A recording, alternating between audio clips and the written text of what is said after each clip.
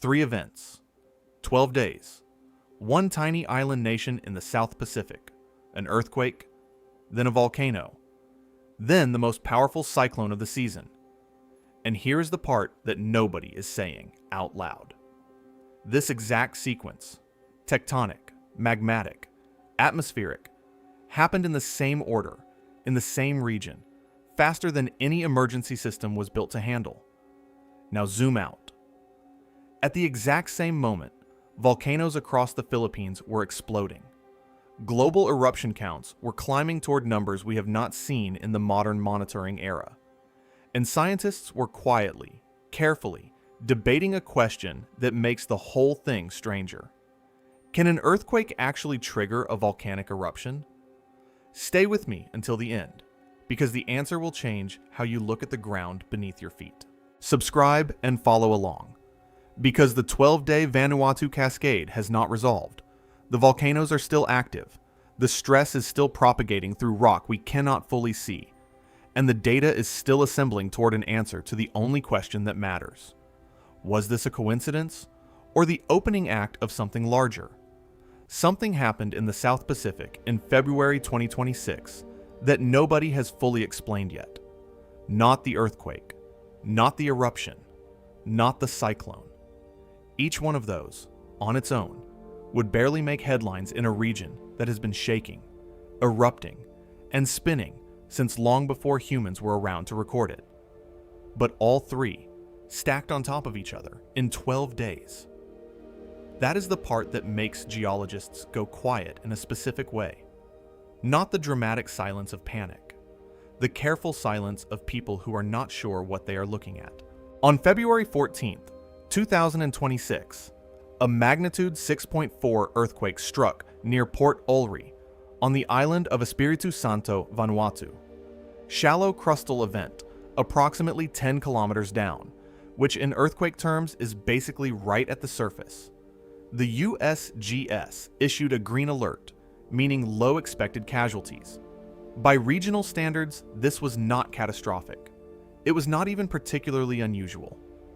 Vanuatu sits on the New Hebrides subduction zone, where the Australian plate grinds beneath the Pacific plate in a slow, grinding collision that has been running for tens of millions of years. Earthquakes here are not anomalies. They are scheduled programming. But then, 7 days later, between February 21st and 24th, the Ambai volcano, also known as Manarovoe, entered an eruptive phase. The Vanuatu Meteorology and Geohazards Department raised the alert to level 3. Ash plumes climb between 2,500 and 3,000 meters. Satellite data detected elevated sulfur dioxide, a chemical signature that tells volcanologists something specific and significant, which we will get to in a moment. For now, understand that the volcano woke up. And it did so while the ground around it was still settling from a sizable earthquake less than 10 days earlier. And then, on February 26th and 27th, Tropical Cyclone Urmil formed. It became the latest first-name cyclone in the basin's recorded history. The previous record, held since 2017, was broken. Red alerts went out across Tafea province. Significant wave heights reached approximately 6 meters. The season's strongest storm arrived right on cue, almost as if it had been waiting for an invitation. So here's what we are actually looking at. A tectonic event, then a magmatic event, then an atmospheric event, all within 12 days, all in the same corner of the world. And here's the part that should make you lean forward slightly in your chair. Individually, none of these events is extraordinary for this region. What is extraordinary is the compression. The fact that they arrived in sequence so tight, you could almost hear one bleeding into the next. Now, before anyone spirals into disaster movie territory, let me be the calm voice in the room. The scientific consensus right now is that these events are likely unrelated. Coincidence is a real thing, and it is extremely common in complex systems. But the scientific community is also, quietly, revisiting a question that does not have a clean answer yet. Can an earthquake prime or trigger a volcanic eruption? Can the pressure dynamics of a major storm influence hydrothermal systems near active volcanoes? And perhaps most unsettling of all, is something about the planet's volcanic behavior in this period genuinely unusual? Or are we simply watching the Earth more carefully than we ever have before? Those questions are not rhetorical. They are open, active, partially answered, and the answers are stranger than you might expect. Because at the exact same moment all of this was unfolding in Vanuatu, something was happening in the Philippines that nobody had planned for either. And when you put the two pictures side by side, the pattern gets harder to dismiss. Ambay is not a small volcano. It is a basaltic shield volcano covering approximately 2,500 cubic kilometers of rock. And at its summit sits Lake Vui, a crater lake perched directly above rising magma. That combination, a body of water sitting on top of an active magmatic system, creates what volcanologists call a phreatomagmatic system. Magma plus water equals a kind of geological pressure cooker that can shift from quiet degassing to explosive violence faster than most monitoring systems can track. The lake is not just a scenic feature, it is a pressure modulator, and it is inherently unstable. When satellite instruments detected elevated sulfur dioxide during Ambay's February activity, that was not background noise. Sulfur dioxide in significant quantities is a calling card for fresh magma. It means new material is moving upward from the mantle, bringing dissolved gases with it. That is different from a volcano just clearing its throat with recycled hydrothermal fluid. It suggests that something below the surface was actively injecting volatile-rich magma into the system. The thermal anomalies in satellite data were present, but moderate, which tells us the process was underway, but had not yet reached a threshold of full surface expression. Here is where the earthquake re-enters the picture, and here is where I want to be very precise about what science can and cannot say. Laboratory studies have demonstrated that seismic waves can temporarily increase the permeability of fractured rock. When a quake shakes a geological system, it does not just rattle things. It can open microscopic pathways in the rock, allowing fluids and gases that were previously trapped to migrate. In a volcanic system that is already pressurized, that kind of permeability increase could, in theory, allow gases to move upward that were previously blocked. It could alter the behavior of conduits in ways that either accelerate or redistribute pressure. The specific hypothesis here, and I want to be clear that this is speculative, not confirmed, is that the February 14th earthquake may have altered fracture permeability in the subsurface beneath Ambay, not caused the eruption, not detonated it like a switch being flipped, but potentially altered conditions in a system that was already building toward activity. This is the scientific concept of a primed system. The idea that a volcano sitting near the edge of instability does not need much of a push to change its behavior. And there is a parallel concept worth introducing here, called conduit sealing. When a volcano's conduit gets blocked by cooled lava, crystallized material, or collapsed rock, gas pressure builds underneath the seal. When that seal finally fails, the result is often more explosive than a steady open conduit eruption would be. The question that lingers over Ambay in those days is whether the earthquake disturbed a seal, opened a pathway, or changed nothing at all. The honest answer is that we do not have a direct measurement that tells us. What we do have is timing, and timing is exactly the kind of evidence that makes scientists argue at conferences. What is not debatable is that Ambay has a history of doing this. In 2017 and 2018, eruptions from this same volcano displaced thousands of residents from the island. The pattern of escalation, elevated sulfur dioxide, ground unrest, and rapid transition to explosive activity is consistent with what was observed in those earlier events. The difference now is that it arrived in the company of an earthquake and a cyclone.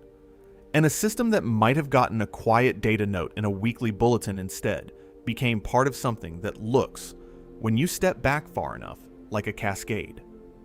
Metastable systems, by definition, do not need a catastrophic trigger. They need only a nudge in the right direction. The unsettling question is whether everything nudging Ambe in February 2026 was entirely coincidental, or whether the ground itself was doing the nudging. Let me address the cyclone angle directly, because it is simultaneously the most speculative part of this story and the most interesting one to think about. Tropical cyclone Ermil formed on February 26th. Category 2, strength.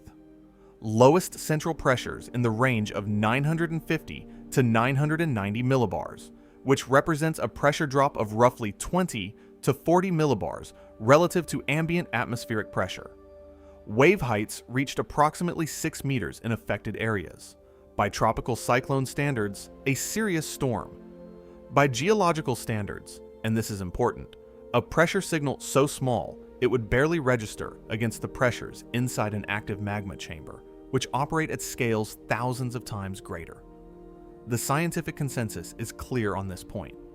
Cyclone-induced pressure changes are not capable of directly driving deep magmatic processes.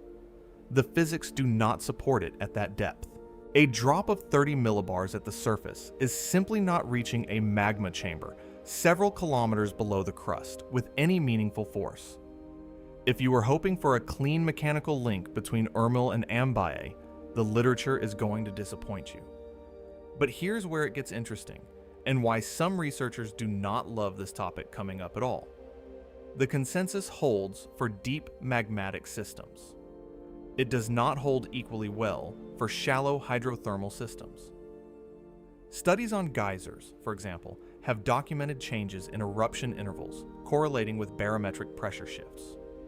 Hydrothermal systems, which involve superheated water and steam in fractured rock at relatively shallow depths, appear to be genuinely sensitive to pressure changes that would be irrelevant for deep magma.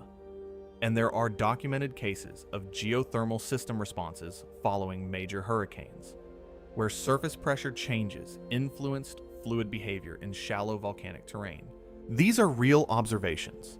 They are not mainstream models for eruption triggering, but they are real. So the speculative, clearly labeled, not yet supported by direct evidence idea on the table is this. Could Ermil's passage have introduced a secondary perturbation to shallow hydrothermal components of an already active volcanic system? Not caused an eruption, not changed anything in the deep magmatic plumbing, but added a whisper of pressure change to a hydrothermal layer that was already responding to both new magma below and seismic disturbance from the previous 2 weeks. It is the kind of question that does not get asked loudly in peer-reviewed settings, because the data are not there yet to answer it. And just to be clear about the other direction, nobody is suggesting the volcano caused the cyclone. That particular idea does not survive contact with atmospheric science. Temporal proximity is not causation. These systems converging in the same 12-day window over the same region of ocean is, by all current evidence, coincidence. The reason it matters is not because the events caused each other. The reason it matters is because when 3 hazard systems stack in the same location in rapid succession, the risk to human populations compounds in ways that emergency planning rarely accounts for. People evacuating from volcanic ash zones are simultaneously dealing with storm surge. Infrastructure damaged by an earthquake handles cyclone winds differently. These are the real-world consequences of cascade compression, whether the Earth caused the cascade or we just happen to be watching 3 independent systems at once. And speaking of watching multiple systems at once, the Philippines had something to say about all of this.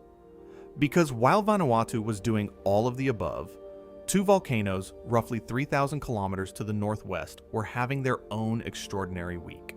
And the numbers coming out of those systems were genuinely unlike anything recorded in over a decade.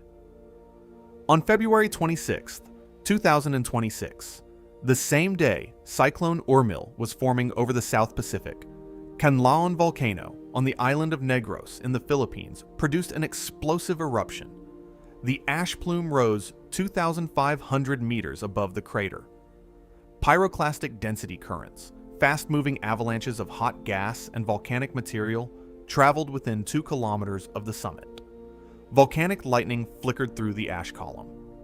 An infrasound shockwave was heard 30 kilometers away.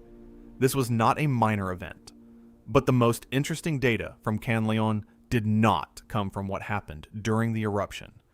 It came from what happened in the days immediately before it. Sulfur dioxide emissions, which had been averaging roughly 2,800 tons per day, dropped sharply to just 194 tons per day before the explosion.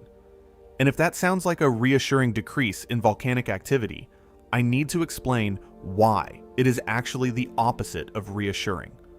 When sulfur dioxide output from a volcano suddenly collapses, it often means the conduit has sealed. The gas that was escaping freely is no longer escaping. It is accumulating. Pressure is building beneath a blockage. And when that blockage fails, the sudden decompression of a sealed pressurized gas-rich system is what produces exactly the kind of explosive, violent eruption that Canlaon delivered on February 26th. It is the geological equivalent of a shaken bottle with the cap screwed on tight. The calm before this particular storm was not calm at all. It was a pressure gauge climbing toward its limit behind a closed door. The Philippine Institute of Volcanology and Seismology, known as PHIVOLCS, had noted short-term ground inflation at Canlaon since late January. The crust around the volcano was swelling, indicating magma or fluid was pushing upward from below. Combined with the SO2 collapse and the inflation data, the picture that emerges is of a volcanic system that had been building toward a paroxysmal event for weeks, that sealed itself and then released everything at once. Canlaon has been episodically active since June 2024. Major events in June 2024, December 2024, and April and May 2025 preceded this February 2026 explosion. This was not a random awakening. It was the latest chapter in an ongoing sequence. But here's the question that does not have a clean answer. Is Canlaon's behavior in early 2026 connected to anything else happening in the Western Pacific Arc? The region is one of the most tectonically stressed places on the planet.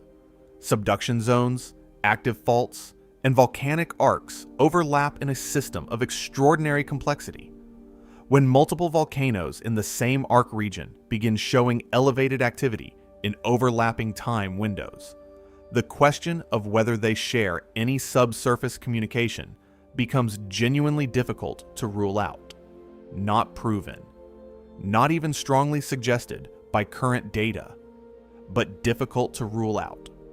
And what was happening at Mayon, roughly 300 kilometers to the north, was making that question harder to ignore. At the same time Canlaon was sealing and exploding, Mayon Volcano on Luzon was doing something nearly opposite and equally dramatic. Mayon was in a sustained, effusive eruption, lava flows extending up to 3.8 kilometers from the summit crater, pyroclastic density currents generated by the collapse of lava flow fronts, and an alert level 3 maintained by PHIVOLCS. This was an open, actively outgassing system, and its sulfur dioxide numbers were extraordinary. Emissions peaked at 6,569 tons per day, the highest recorded output from Mayon in 15 years. That contrast is worth sitting with for a moment. Canlaon, sealed conduit, gas buildup, explosive decompression, SO2 crashes before eruption. Mayon, open conduit, freely outgassing, lava flowing, SO2 at a 15-year high. Two volcanoes in the same island arc, displaying opposite end member behaviors simultaneously, one expressing itself violently through accumulated pressure, the other expressing itself continuously through an open channel. What that tells us is that the volcanic systems of the Philippines are not behaving as a single unified entity. There is genuine heterogeneity in their magmatic plumbing, But what that high SO2 number at Mayan tells us at a deeper level is that there is a substantial supply of volatile rich magma actively feeding the system. 6,500 tons of sulfur dioxide per day means fresh material is arriving from the mantle. And here's where we can step into territory that is clearly speculative, but worth thinking about carefully. Subduction zone volcanism is driven by a process called slab dehydration. As the oceanic plate descends into the mantle, water and other volatiles are squeezed out of the subducting slab and rise into the mantle wedge above it. This triggers partial melting, generating the magmas that feed arc volcanoes. The rate of this process is not perfectly constant. Variability in the angle and rate of subduction, in the hydration state of the slab, and in the thermal structure of the mantle wedge can all influence how much melt is generated and how quickly it rises. The speculative question, and I want to be transparent that no peer-reviewed study has confirmed this for 2026 specifically, is whether the simultaneous elevated activity at multiple Philippine volcanoes reflects a short-term flux increase in magma supply to the arc. Not a catastrophic reorganization, not a signal of some incoming super eruption. Just a period of slightly elevated melt generation or melt ascent in a subduction system that is already highly productive. The fact that we cannot currently image the mantle wedge with enough resolution to answer that question directly is part of why this remains speculative. But the behavior of Mayan's gas output is a physical measurement. 6,500 tons per day does not appear in the data because of better monitoring. It appears because something is producing it. Pull the camera back further, and the picture that emerges is not calming. Indonesia, the volcanic neighbor to the southwest, had multiple systems simultaneously active in this period. Dukono, Ibu, Lewotolok, and Merapi were all showing eruption activity. A submarine volcano east of Epi had been at alert level 1 since 2023, an ongoing underwater reminder that not all volcanic activity occurs on land or above the ocean surface, where we can easily track it. The Smithsonian Global Volcanism program's weekly activity reports were listing approximately 30 volcanoes in some state of unrest or eruption in the Western Pacific region alone. That is not a list you read once and move on from. Approximately 75% of the world's active volcanoes sit along the Ring of Fire, the tectonic boundary system encircling the Pacific Ocean. The Western Pacific Arc, stretching from New Zealand through Vanuatu, the Philippines, Japan, and the Kamchatka Peninsula, is the most volcanically productive section of that ring. Earthquakes above magnitude 7 occur in this region every few years, and the interaction between seismicity and volcanism here is a subject of ongoing research. The question of whether the clustering of activity visible in early 2026 is statistically unusual or falls within the historical range of variability for this arc is not straightforwardly answerable. Historical records of subduction zone volcanism do show episodic pulses of elevated activity. These are not unprecedented.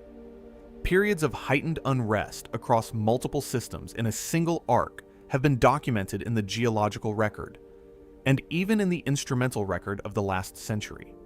The challenge is that the further back in time you look, the less complete the record becomes. The satellite era, which began providing systematic global volcanic monitoring in the 1990s, gives us less than 40 years of consistent global data. Comparing 2026 eruption rates to 1850 eruption rates is not an apples-to-apples exercise. We are better at counting eruptions now.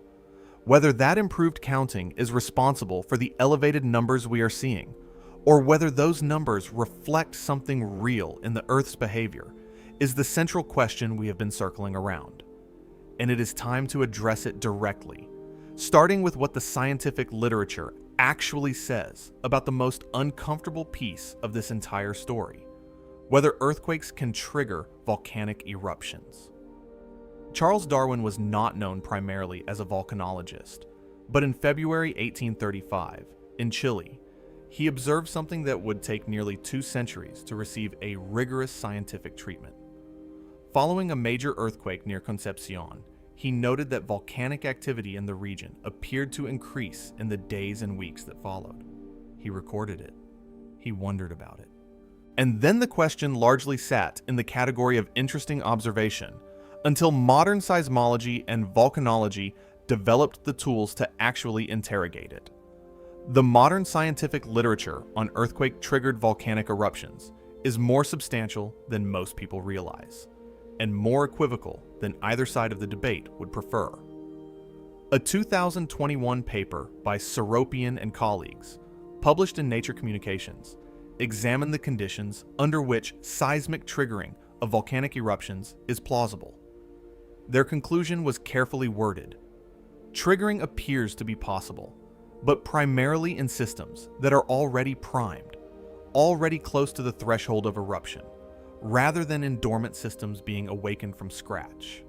A quake does not create a volcanic eruption from nothing, but it may be capable of pushing a pressurized system across the line it was already approaching. Work by Nishimura in 2017 found evidence of approximately a 50% increase in eruption probability within 200 kilometers of a magnitude 7.5 or greater earthquake, within a period of weeks following the event. Sawi and colleagues found a 5 to 12% increase in eruption likelihood in the 2 months to 2 years, following a magnitude 6 or greater quake within roughly 500 miles. These are not negligible numbers.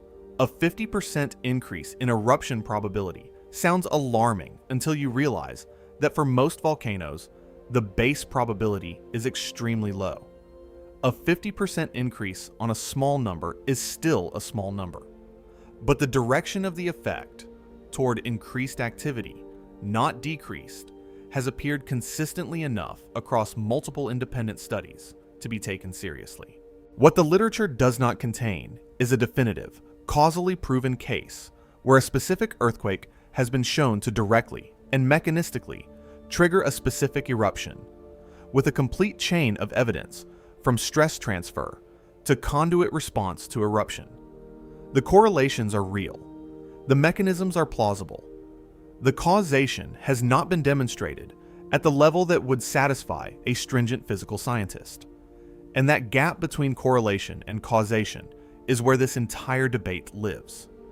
It is also where the most interesting science is happening right now, because understanding the mechanisms that would allow it is the necessary first step to proving it. Think about a magma chamber as something less like a liquid-filled balloon and more like a sponge saturated with a partially molten mixture of crystals, glass, and gas bubbles. What volcanologists call a crystal mush. This is the state of most magma bodies in the upper crust at any given time. Not a pool of free-flowing liquid waiting to erupt.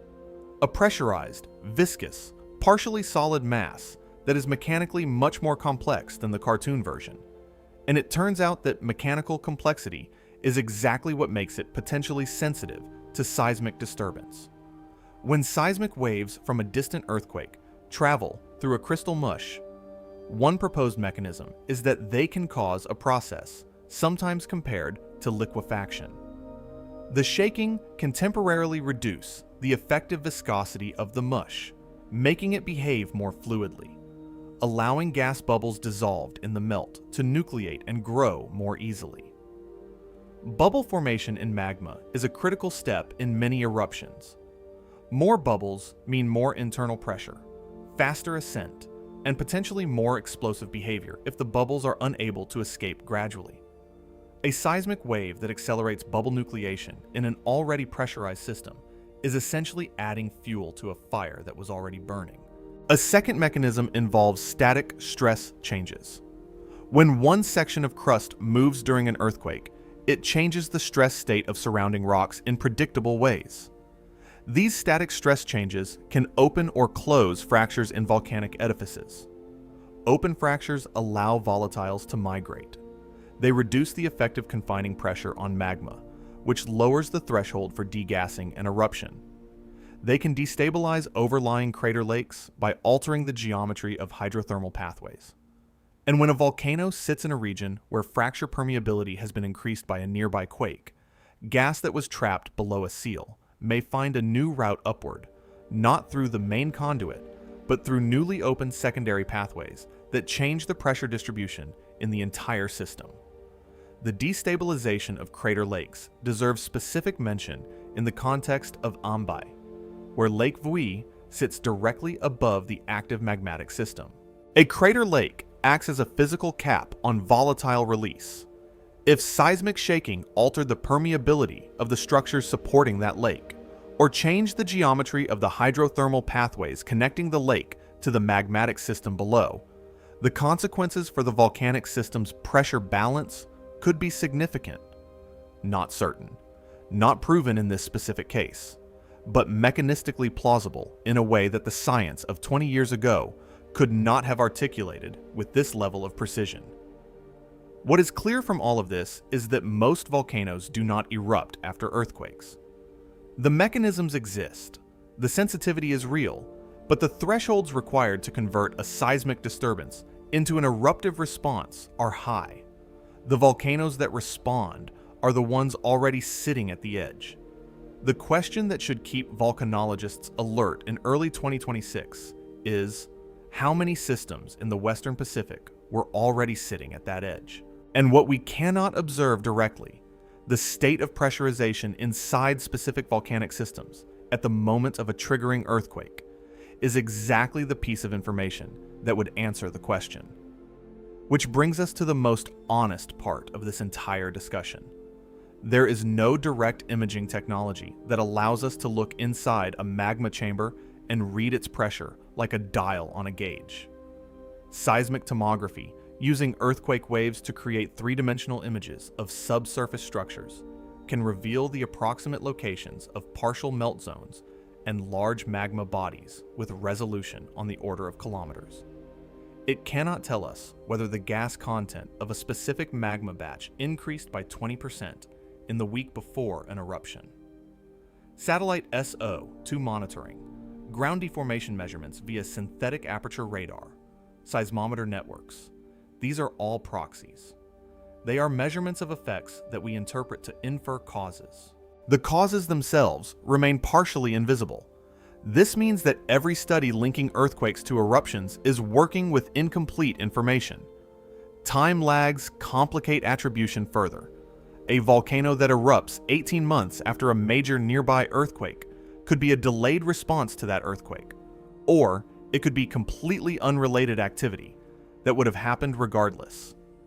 The statistical studies showing increased eruption probability after seismic events are compelling precisely because they aggregate across many volcanoes and many events, finding a signal in the noise. But they cannot tell you whether any specific eruption was triggered. They can only tell you that the probability of eruption is slightly elevated across the population of volcanoes following earthquakes. The scientific community's position on this is appropriately humble. The researchers working in this field are not claiming that earthquakes reliably cause eruptions. They are claiming that the relationship is real, that it is statistically detectable, that the mechanisms are physically plausible, and that it deserves continued investigation. That is a carefully bounded claim, and it is a responsible one. What it means for the situation in Vanuatu in February 2026 is that we are left with two forks in the road. Either the proximity of the earthquake, the eruption, and the cyclone is coincidence. 3 independent events in an active region that happened to cluster in 12 days, or the region's volcanic system was already primed. The earthquake perturbed it, and what we observed was a loosely coupled cascade in a system that standard models may systematically underestimate. We do not have the data to choose between those forks with certainty, but choosing the wrong fork has consequences. And here's the thing about volcanic activity globally that makes this question feel less like an academic exercise and more like something with an actual deadline. There are approximately 1,350 potentially active volcanoes on Earth. Of those, roughly 500 have erupted within recorded human history.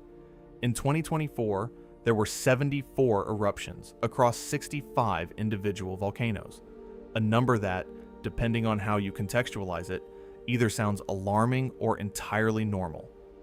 At a single snapshot taken in 2025, 47 volcanoes were simultaneously in some state of active eruption. 47. At the same time, on one planet. Is that a record? Is it unprecedented? The answer is more complicated and more instructive than a simple yes or no. The global count of simultaneous and annual volcanic eruptions has been rising in the data for several decades. If you look at the Smithsonian Global Volcanism Program's historical records, you see a general upward trend in reported activity from the mid-20th century to the present. And that trend requires very careful interpretation, because it could mean one of two very different things. It could mean that Earth's volcanism is genuinely increasing, or it could mean that we are getting dramatically better at detecting and reporting volcanic activity that was always occurring but previously went unrecorded. Both of those things could be true simultaneously, in different proportions, and disentangling them is one of the more challenging problems in modern volcanology. Historical baseline data before the satellite era is incomplete in ways that cannot be fully corrected for. A small explosive eruption on a remote uninhabited island in 1890 would likely never have appeared in any record. The same eruption today would be detected by satellite infrared sensors within hours, generate a VAAC ash advisory within a day, and appear in 3 separate monitoring databases by the end of the week. That difference in detection capability alone could account for a substantial portion of the apparent increase in eruption frequency. Clusters of volcanic activity have occurred before in the geological and historical record. This is not unprecedented, but visually, numerically, and in terms of the sheer amount of data arriving simultaneously from active systems around the world, what we are observing in the mid-2020s feels different. Whether that feeling reflects reality or monitoring capability is a question worth examining closely. The modern global volcanic monitoring apparatus is something that would have been incomprehensible to a volcanologist working in 1990. The Ozone Monitoring Instrument and the Tropospheric Monitoring Instrument, OMI, and TROPOMI, provide near-daily global coverage of sulfur dioxide emissions from volcanic sources. MODIS and VIIRS thermal sensors detect heat anomalies from active lava flows and erupting vents with enough sensitivity to catch events that produce no visible ash cloud at all. Global infrasound arrays, networks of pressure sensors distributed around the world, can detect the acoustic signature of eruptions occurring on the opposite side of the planet within minutes of the event. And then there is social media. In the age of smartphones and satellite internet, a fishing vessel crew within 30 kilometers of a submarine eruption can post video evidence before the monitoring agencies have even received their first automated alert. The cumulative effect of all of this is that we now live in a world of near total volcanic surveillance. Compare what we could see in 1990 to what we can see today, and the difference is not incremental. It is transformational. In 1990, a moderate eruption at a remote volcano might generate a local news report, a brief note in a regional geological survey bulletin, and nothing else. Today, the same eruption would appear in real-time satellite data, trigger alerts to volcanologists on 3 continents, and accumulate thousands of social media posts within the hour. The signal is the same. The detection bandwidth has expanded by orders of magnitude. This matters enormously for interpreting the eruption count data. If the number of detected eruptions has increased, while the number of actual eruptions has remained roughly constant, then what we are seeing is not a geological change. It is an epistemological one. We are not observing more volcanic activity. We are observing the same volcanic activity with dramatically higher fidelity. And the emotional and narrative impact of that fidelity should not be underestimated. Watching 47 volcanoes simultaneously erupt in real-time data feels categorically different from reading about 47 eruptions in a quarterly geological report. The information content is the same. The psychological weight is not. But here is where I need to stop and be honest with you about the limits of the monitoring explanation, because it does not actually close the case. Sulfur dioxide flux at 6,500 tons per day from Mayan is a physical measurement. It is not an artifact of better detection. Monitoring improvements explain why we are more likely to catch a small eruption at a remote submarine vent. They do not explain why a well-monitored, well-studied volcano on a heavily populated island is producing SO2 at rates not seen in 15 years. Ground deformation measured by satellite radar interferometry at Canlaon in the weeks before its February eruption represents actual crustal movement. Seismic swarms recorded at multiple Western Pacific volcanoes during the same period are objectively measured wave arrivals at seismometer stations. These are not illusions, they are data. So the monitoring explanation, while necessary and important, is not sufficient on its own. The most honest position is a middle one.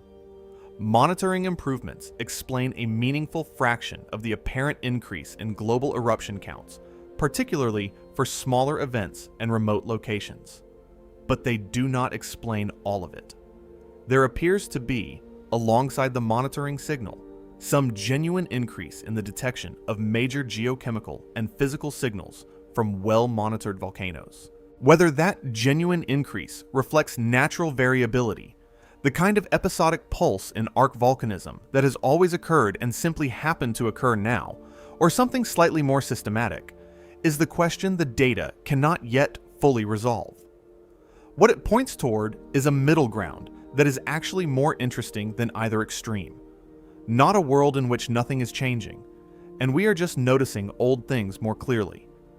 And not a world in which some unprecedented geological upheaval is underway. A world in which natural variability in a complex, poorly understood system is being observed with unprecedented resolution, at a moment when that system may be in one of its more active phases. And there are a few other factors orbiting this story. Factors that mainstream volcanology does not typically discuss in connection with eruption counts, that are worth bringing into the room, clearly labeled for what they are. Because the two interpretations we have been building toward are not actually the end of the story. There is a third one.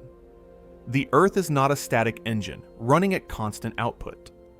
Tectonic plate motion is driven by mantle convection, slab pull, and ridge push, forces that vary over time in ways that have direct consequences for the behavior of volcanic arcs.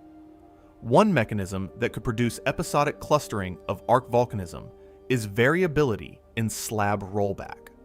As subducting oceanic plates sink into the mantle, they sometimes change their angle of descent, a process called rollback, which alters the stress distribution in the overlying arc and can change the rate and geometry of magma generation in the mantle wedge above the sinking slab.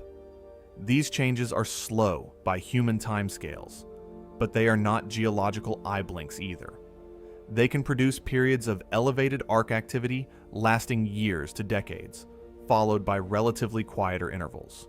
Related to this is the concept of mantle wedge melt pulses, episodes in which the conditions for partial melting in the mantle wedge above a subducting slab are temporarily enhanced, generating more melt, more rapidly, feeding more magma into the volcanic arc above.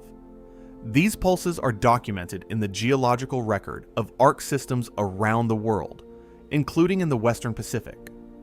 They do not represent tectonic catastrophe. They represent the Earth doing what it has always done, but doing it with slightly more intensity for a period that might span years to decades. Strain accumulation across arc systems is also uneven. Stress builds in some segments faster than others, and when it releases through earthquakes, through volcanic activity, through aseismic creep, it redistributes to neighboring segments of the arc in ways that can appear to observers watching in real time, like a cascade spreading across the system. This interpretation does not require anything catastrophic. It does not require a supervolcano waking up or a megaquake reorganizing the Pacific Basin. It simply requires that Earth operates in pulses, as it always has, and that we happen to be in the monitoring position to observe this particular pulse with unprecedented clarity. The concern is not that the world is ending. The concern is that systemic overlap of geological hazards, earthquake, eruption, cyclone in the same region within the same 2-week window, represents a category of compounded risk that emergency management systems are not fully designed to handle. A population being evacuated from volcanic ashfall is more vulnerable to cyclone impact. Infrastructure damaged by a shallow earthquake handles eruption-induced ground shaking differently. These are not abstract risks. They are operational realities that the 12-day Vanuatu sequence made visible in concrete human terms. Consider the experience of watching Earth from orbit with sensors that did not exist 30 years ago, in real time, while simultaneously receiving reports from thousands of scientists, monitors, and citizen observers distributed across every active volcanic region on the planet. You would perceive the Earth as extraordinarily active.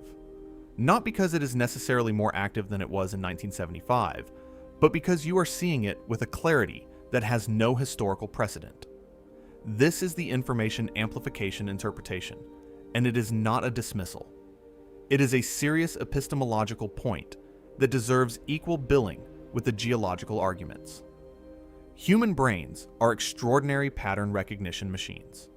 We evolved to find meaningful signals in noisy environments, to connect events that occur close together in time or space, and to weight recent information heavily in our assessments of risk. These are genuinely useful cognitive adaptations. They are also the source of some of our most persistent errors in reasoning about complex systems. When we observe an earthquake followed by an eruption, followed by a cyclone in 12 days, our brains register a pattern. That pattern detection is automatic and powerful. What it is not, automatically, is accurate. The sensation of meaningful connection between events is not evidence of actual mechanical connection. And in a media environment where real-time data from 47 simultaneously erupting volcanoes is packaged into social media threads and science explainer videos. Yes, I am aware of what I am doing here. The compression of complex, distributed geological information into a single narrative arc is something that should be named and examined honestly. The Earth has always been dynamic. Volcanoes were erupting, earthquakes were occurring, and cyclones were forming simultaneously in the South Pacific and the Philippines during weeks in the 1950s and 1960s when nobody outside the immediate region would ever know about it. The events may have been equally dramatic. The data just did not flow. What we are experiencing now is not necessarily a more active Earth. It may be an Earth made newly legible by the instruments we have built to read it, experienced through information infrastructure that compresses global geological activity into a single overwhelming simultaneous feed. That is not a reason to be less curious. It is a reason to hold the narrative impulse lightly, to ask before every dramatic conclusion whether we are watching the Earth change or watching ourselves become capable of seeing what the Earth has always been doing. Here's the thing about clean binary interpretations. Earth systems tend to make them awkward. The genuine situation is probably neither pure coincidence nor the beginning of an unprecedented geological upheaval. It is something more complex, less satisfying narratively, and ultimately more important to understand. The evidence, taken together, points toward a hybrid picture in which monitoring improvements account for a real portion of the apparent increase in global volcanic activity counts, while a genuine, naturally variable uptick in arc activity in the Western Pacific adds signal on top of that observational baseline. A loosely coupled system in which earthquakes, volcanoes, and atmospheric events are not independent in all cases, where small perturbations can sometimes propagate further through interconnected geological structures than our models currently predict, and where the compounding of hazards in time and space creates risks that do not appear in single hazard assessments. And then there are the factors at the edge of the frame, the ones that rarely appear in volcanic hazard assessments, but that a few researchers are quietly beginning to incorporate into their thinking. Solar cycle 25 is approaching or has reached its peak in the 2025 to 2026 window. Solar maximum brings elevated solar wind pressure, increased geomagnetic activity, enhanced ionospheric heating, and potentially small but measurable effects on atmospheric dynamics. The connection between space weather and volcanic activity is not established. Let me be clear about that. There is no peer-reviewed consensus linking solar cycles to eruption rates. But there are researchers asking whether ionospheric and atmospheric responses to solar forcing might influence the timing of geological events at the margins of stability, particularly in hydrothermal systems near the surface. It is a frontier question, and frontier questions are where science lives before it becomes consensus.